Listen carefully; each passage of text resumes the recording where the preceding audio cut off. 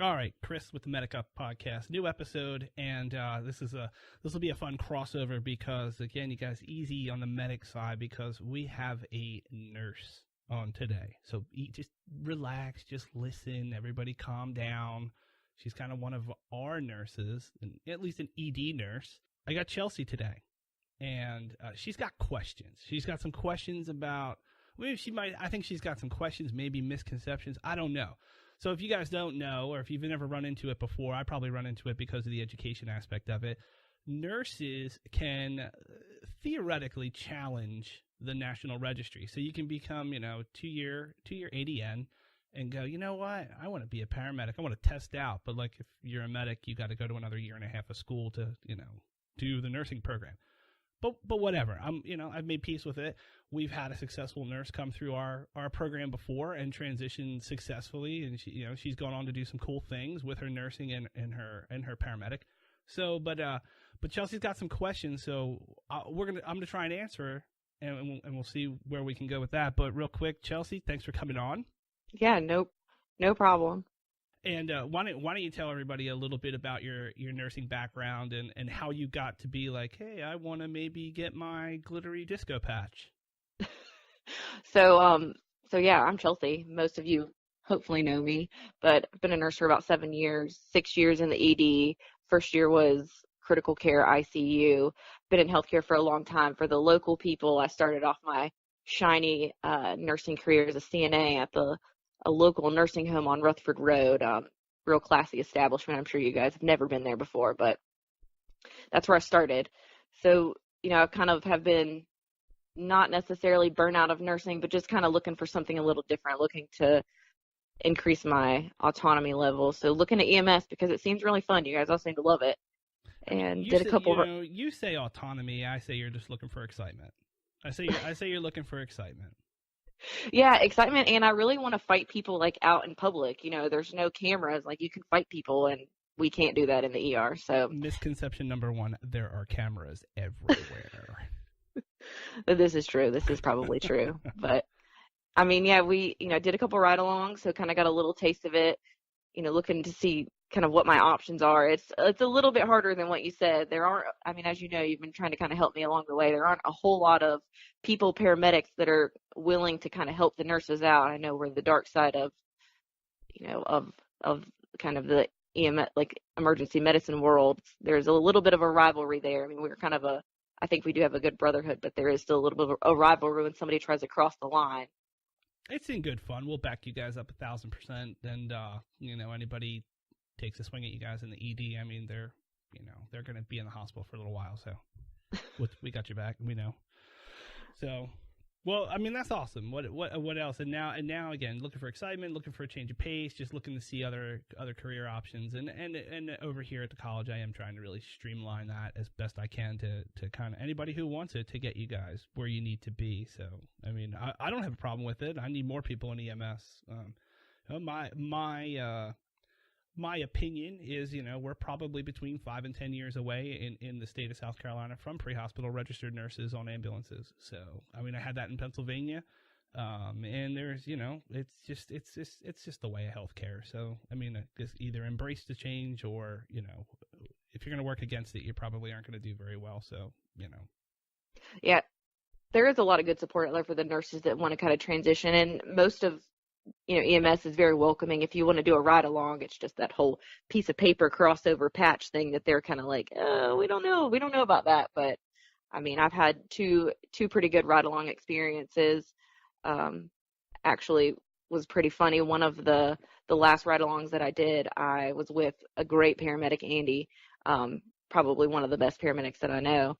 And he took me to the scene of a trauma, and it was just a disaster. I mean, there was like cars and parts everywhere, and he gave me, I was telling this story to somebody else and they were making fun of me for saying it, but that little red book bag that you guys have with all your drugs and stuff. Yeah. Oh, the backpack. Okay. Yeah, he gave me the backpack to wear.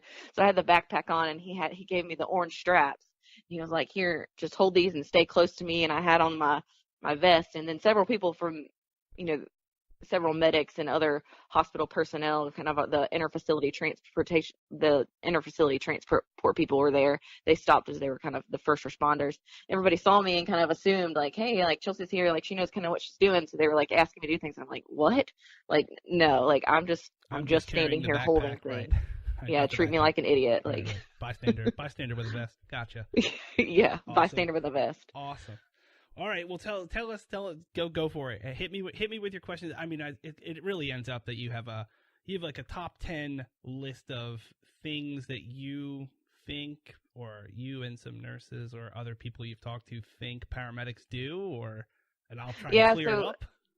So yeah, kind of top 10 list of what nurses or kind of other hospital personnel kind of think of EMS. So number 10, let's just get this one out of the way first. Y'all are y'all just ambulance drivers? I mean, that's kind of what this is, right? I do drive the ambulance. Sometimes. I try not to because so as I've gotten older, I have like a lot of anxiety when I drive. I have a lot of anxiety when I drive my personal vehicle, and I would rather not drive the ambulance. Just because I hate other drivers. But yeah, we do drive the ambulance. But I mean, I get it. Over the years I've grown up, I don't really lecture people anymore, but I did lecture one lady one time. She was talking on her cell phone the entire way to the hospital. And when we got to the ED, she said, "Oh yeah, here were the ambulance drivers." And I took the cell phone. It was an older cell phone, so it was like the kind of folds shut. And I folded it. I took it out of her hand. And I folded it shut, like, cutting off her conversation with whoever she was talking to. And I said, "Ma'am, real quick, I want you to know something." I said, "I have a degree. I actually have a bachelor's degree in EMS, and my partner up there, he has a degree too. And do you have a degree in anything?" And she's like, "Well, no." I said, "Well, so we do more than just drive the ambulance, but we did drive the ambulance to take you here to the ED for your non-existent medical problem. So I'd love to help you into the hospital right now. So why don't you get out of my truck?" And after that, I mean, I really don't do it anymore. I just don't care. I play along. So, but yeah, we do drive the ambulance. We have to get you to the hospital. Well, I hoped you walked that lady straight to triage, but I absolutely did. All right. So number 9, post at the QT and eat hot dogs all day. We do post at the QT, which again, locally, for people who know the situation, we did have a posting plan that did put us at a lot of QTs, and that we don't do that anymore. But now that I'm not being told to post at the QTs, I post at the QT because I do it because I want to, and I can't eat. My doctor says don't eat those QT hot dogs anymore. I'm not allowed to, and it really, yeah, they're not. The roller dogs are delicious, but I can't eat those anymore because they are loaded with salt, and I'm not supposed to have that because EMS gave me high blood pressure. Not the hot dogs, EMS. I do prefer their egg rolls to anything else they have at the QT. That would be my choice if I was posted at the QT all day. I like their pizza, and for people listening around the world, QT, so if you're up north, it's kind of like the Sheets. Not as good as a Wawa, but it's like the Sheets. What's another one? Like, I don't know, who's got like good, like full service food at the gas station? Like, it's like normal food at the gas station, not like gas station food at the gas station, but they're pretty awesome. It's good to people watch, and clean bathrooms, needle receptacles, really cool. That's the world we live in. Yeah, it's not gourmet food, but it's equivalent to like a fast food. Yeah, it's good enough for EMTs and medics. All right, number 8, drop tubes in bathrooms, ditches, hanging out of car windows. Basically, it seems like if you've ever driven by an ambulance, the medic has probably tubed you. Yeah, like I think that was on the recruitment poster back in the day when I started in EMS, but I'm still waiting. I mean, I started in 92. It's 2019, and I've been a medic since 02. I've never done an intubation upside down in a ditch in the rain. I've done intubations in separate situations, like I've done it in the rain, and then I've never done it upside down. But I've been near a ditch and I've intubated somebody, but I'm still waiting for that upside down in the dark in a ditch. I don't know. I mean, I'm waiting for it. It keeps me coming back. Maybe one day, I don't know. just funny. It's when you guys give your reports, it's always like all of these conditions. Like my partner was dangling me upside down by my ankles, and I intubated the lady down her, 17 flights of stairs. And I mean, it's just funny the kind of storytelling that we get in the ED. But number 7, nap. Oh, I wish. I mean, yeah. I mean, you're not wrong. Now in our system up here, we're a pretty busy system. And yeah, you work with my wife when she's in respiratory therapy and she's in the ED frequently. And she will always yell at me. She's like, I was on my feet all night for 12 hours and we never get a break. We're not like EMS. I was like, whoa. I have not slept more than 2 hours in EMS since maybe 2008, 2009, when we really became a very, very busy system. Now, before that, I could probably get to bed at certain stations between 11:30 and 12 and then sleep until about 4:45 or 5:30 and get up and leave. Absolutely. And yeah, man, EMS earn money sleeping at a lot of places, but not around here anymore. But I'm getting old. I'm part-time. I do nap in that truck when I can. So just kind of rest my eyes. Yeah, and then shaken awake by a call and go, whoa, what are we doing? Number 6, do you guys actually know your location when you're given the ETAs, or is it just 10 minutes from everywhere to the hospital? It's always 10 minutes. I teach that in paramedic school. No matter where you are, it's ETA 10 minutes. So, I mean, again, I know we have tons of technology in our ambulance. We've got automatic vehicle location and GPS and turn by turn. We have everything. You've got your phone. You can look. You can get to the hospital. It'll plot out your route for you and the time to it. But, when you're sitting in the back and you're giving report, you're viewing the world by like a 2x2 piece of plexiglass out of the back window, and you're like, well, it's good to see where I've been, not where I'm going. So you're just like, 10 minutes. And then you realize so like at your hospital where you work, I always know where that bump in the driveway is. I'm like, we're here. And I just said 10 minutes. Good thing that wasn't a trauma alert. But then I'm like, well, maybe I'll just say that if anyone ever calls me out, I go, oh, that was another ambulance that said that. So I called before that. Yeah, we've had a couple situations, but one kind of comes to mind. We had a trauma surgeon. I was standing in the trauma bay with him, one of the attendings, and got an ETA, and they said 10 minutes, of course, but we're just standing there for about 20 minutes, and he looks at me and he says, Google Maps is very accurate. And I said, yeah, it is. And we just stand there, and all of our 10 pounds of lead that we're wearing in this 88-degree room waiting on you guys.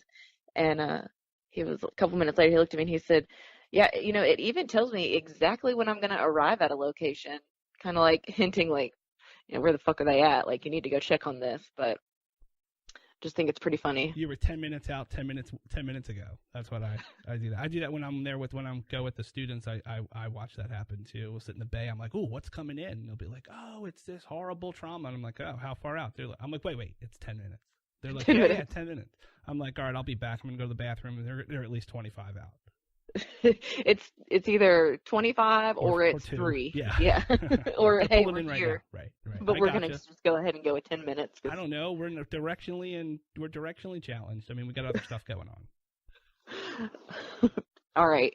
So number 5, do you tell patients they get free rides to triage? I might not say it outright, but I may imply it.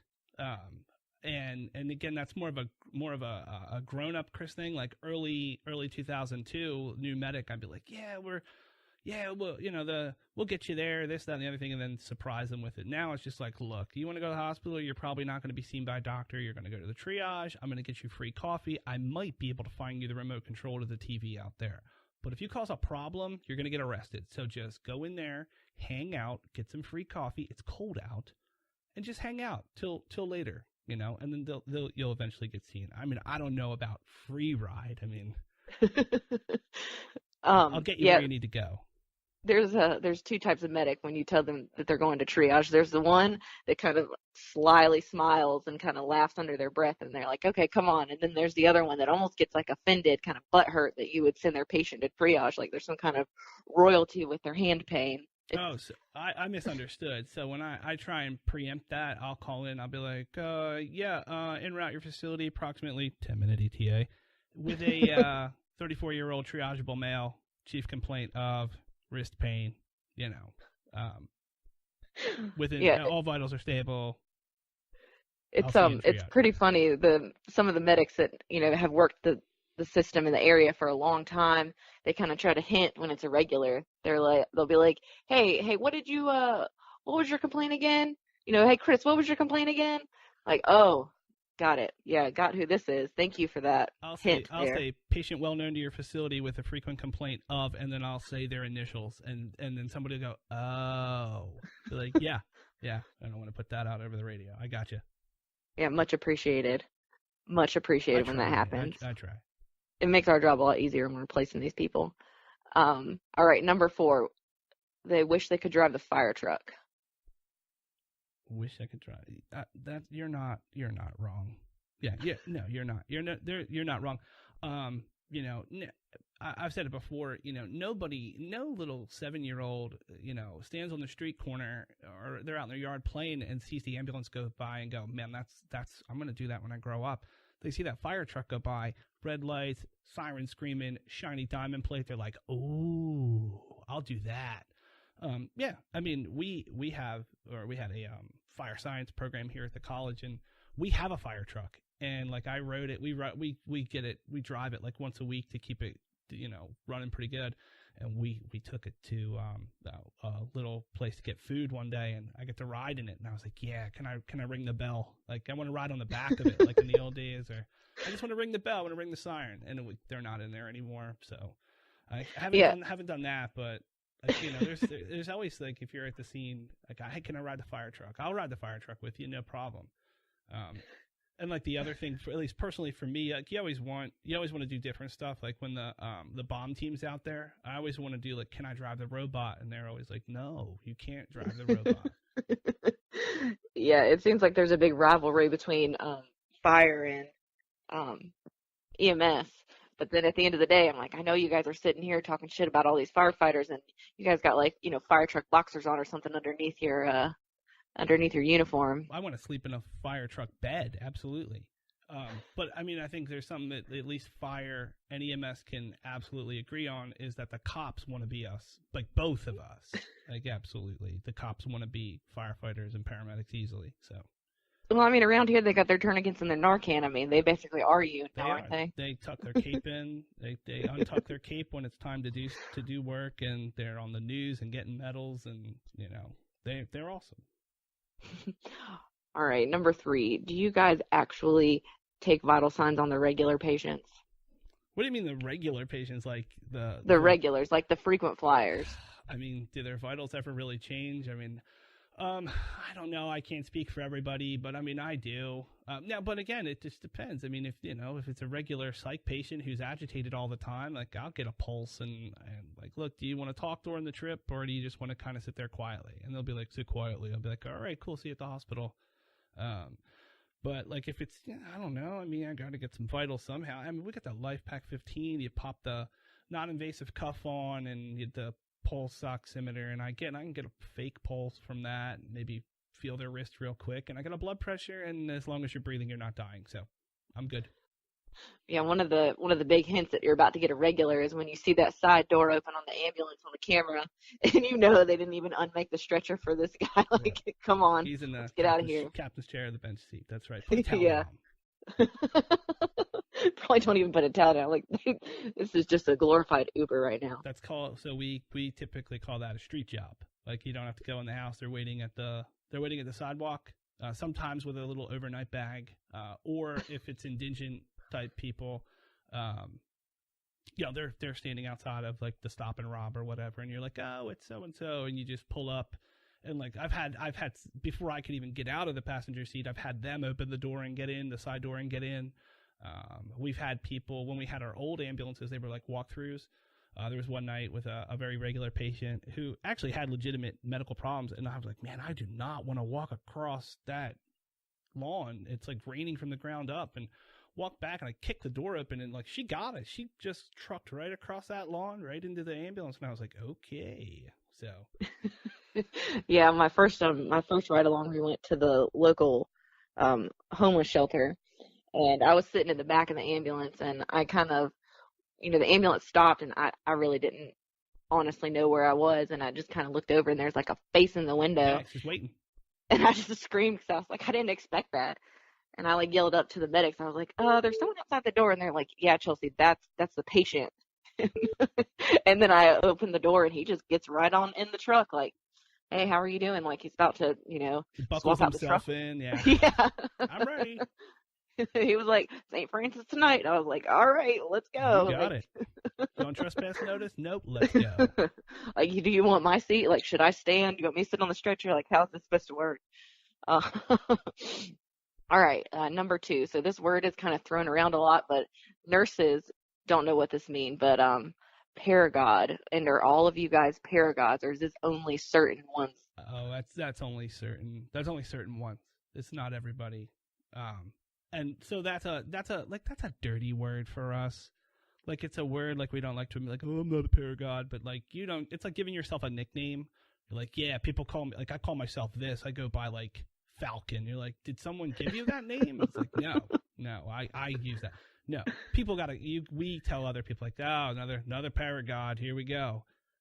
So paragod, it's a dirty word for us, but like secretly a lot of people are like, man, I want to be called that so bad because I know I am. So paragod is like that guy. So he's like, or girl, they're super. They're just extra. They're like extra paramedic.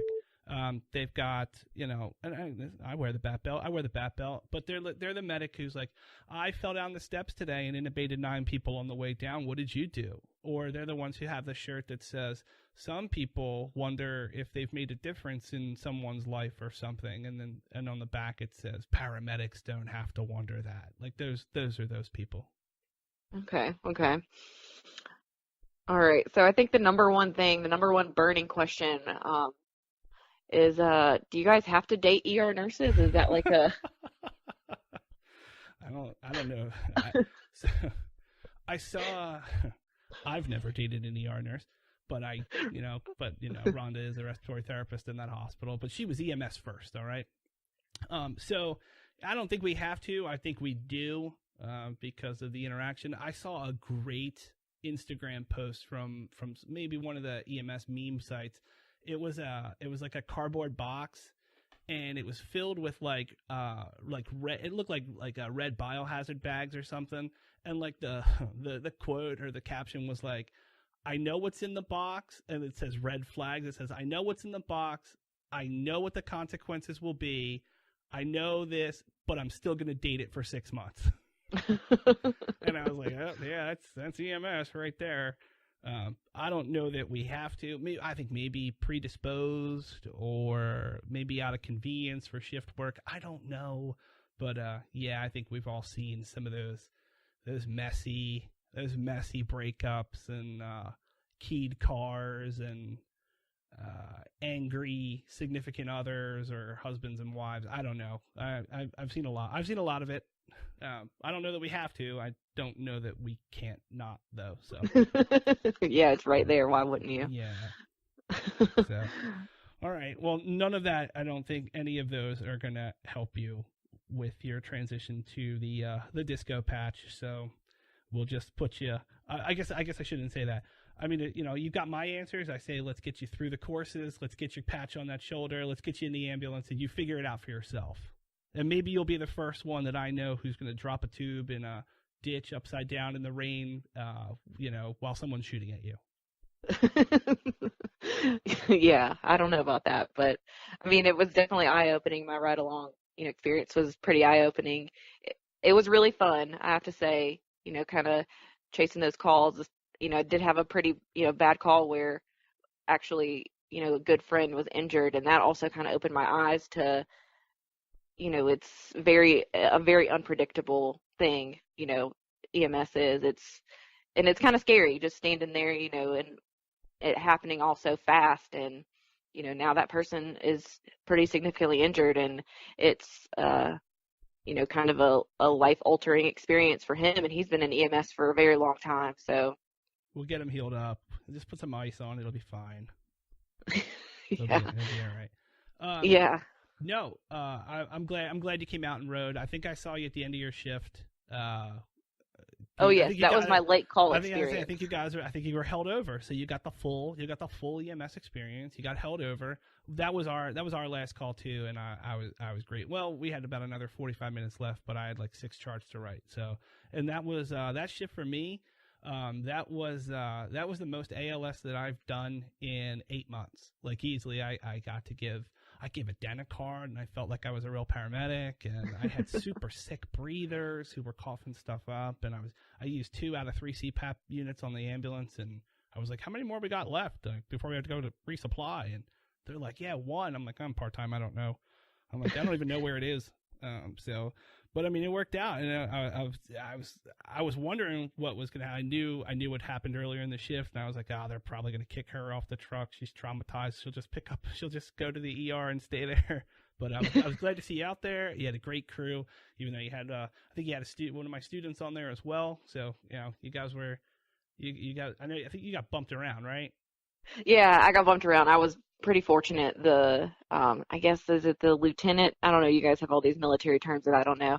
He was pretty adamant about trying to keep me on my ride time. So, I was very fortunate. There was a lot of people, a lot of EMS people that kind of stayed over or juggled me or took me, and they really tried to make the best of the experience. So it was interesting. I had a kind of a laundry list of things that I wanted to do. Didn't get to do any of those things, but yeah, I mean, it was a good experience. It wasn't all of the high acuity stuff, which is, we did have a couple of really sick patients, but a lot of it was just the experience of going into these homes and kind of, seeing the conditions that everything is done in. I mean, I was kind of thankful that the patients weren't sicker than they were in some of these places, because I'm like, Jesus, how are we going to get, Aunt Sally out of this house with like 7,000 figurines in the way, and we're going to break everything that she's ever had? Or, where I remember we were standing in one house and literally fire standing outside, and I can hear him laughing, like my nose is burning. There's like a tub of something on the floor, and I was like, I don't even want to know what this is. I just prayed it was the ceiling was leaking, but it wasn't. And, I mean, I was like, I need to go back to the ER for a little bit. That's the best So, part of the job, going out to places like that and meeting characters. And again, I think, just in case we didn't say it before, you rode over a night shift, and that's why I like night shift. Night shift kind of gets a little kind of lawless, I think. You see, it's an absolutely different call type overnight. You don't go to as many doctor's offices, obviously, for somebody who came in with chest pain, and it ends up just being a STEMI that you're transferring between a doctor's office who did nothing and then going to a PCI center. And then at night, it's just like, when I worked full time, I would work 5P to 5A, and I try and work that now, that 4 o'clock or that 5 o'clock PM to AM. And it just seems, I always tell people, like, we always get the medical students, like, what do you like about this job? I was like, well, first of all, I love everything about it. But I said, let me tell you the best part. It's that time between 2 a.m. and 5 a.m. I said, it's like, I know some people call it the magic hour or whatever.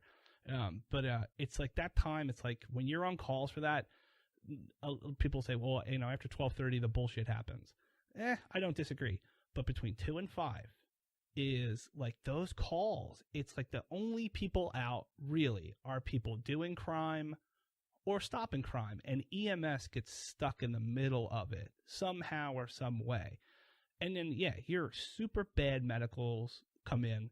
It's usually the husband was snoring, and the wife, she nudged him and he wouldn't stop, and she wakes up and is like, shut the hell up, and realizes it's not the normal snoring. The dude is breathing with agonal respirations. He's in cardiac arrest. He goes into arrest, and she calls. You walk in. Sometimes we're doing CPR, and you're behind the 8 ball, and you're just trying to fix it. And it's just it's got like that lawlessness about it, and you're by yourself. You're waiting for all the backup to get there so you can do your medic stuff. You're going to do your medic stuff, and check for that good outcome. So it seems different on day shift. I don't know. I was a typical night shifter where I was like, ooh, bright orange ball in the sky, it burns. But on my days off, I mean, I can switch between day shift and night shift, and pretty good. So, but that's it. That's why I love the job. definitely different. Yeah, Definitely different. The day shift that I've worked, it's like normal people. Like nobody's drunk, nobody's like high, or very rarely. It's normal people that have normal lives. And I had a patient that fell off of a horse, and like in my mind, I'm like, oh, what the hell is she doing on a horse? And then I'm like, oh yeah, it's 1 o'clock in the afternoon. Like normal people ride horses at this time. Like it's acceptable. It's not like, her blood alcohol is not greater than 300. Right. That call gets replaced at night shift by someone who got bit by a snake at 2 a.m. while they were on a riding mower. And I'm like, what were you doing at 2 a.m. on a riding mower? He's like, oh, it's a lot cooler at 2 a.m. I'm like, oh, I can't. How do I argue with that? The stories are a lot better at night. How do I argue with that? No doubt. Did you see the snake? He's like, no. I'm like, all right, ambulance, let's go. What were you mowing at 2 a.m.? So, but yeah, and it sounds cliched. I love that. I do. I always have. I always have. Even, not being in it full time and teaching full time, I get out as much as I can. I'm trying and pick up a shift this coming weekend. Stay clinically relevant, hang out with my friends, and just have patient contact and hear the stories and treat people. So awesome. Well, I hope you get that disco patch and we get you out there, or you use it, to further your career or whatever, or open up some other doors. So I appreciate you coming on. I appreciate your time, and I appreciate your insight. Yeah, no problem, Chris. Thank you. Awesome. Thank you for everything. We'll do like a super serious nurse type crossover thing one day, and you can educate me really about what nurses really do and ICU cool stuff, and what you wish paramedics knew about hemodynamics. So we'll do that one day and get some of your other high speed. Like I said before, we call you guys the RNs, the real nurses or the rock star nurses, and you guys run shit for us, and we feel good dropping off our patients to you. So because we know they're in good hands. So keep doing what you're doing, and maybe run interference between other nurses who don't quite understand what the medics do out there, and us. Yeah, absolutely, Chris. Awesome. All right. Well, thanks. Thank you. Be safe out there.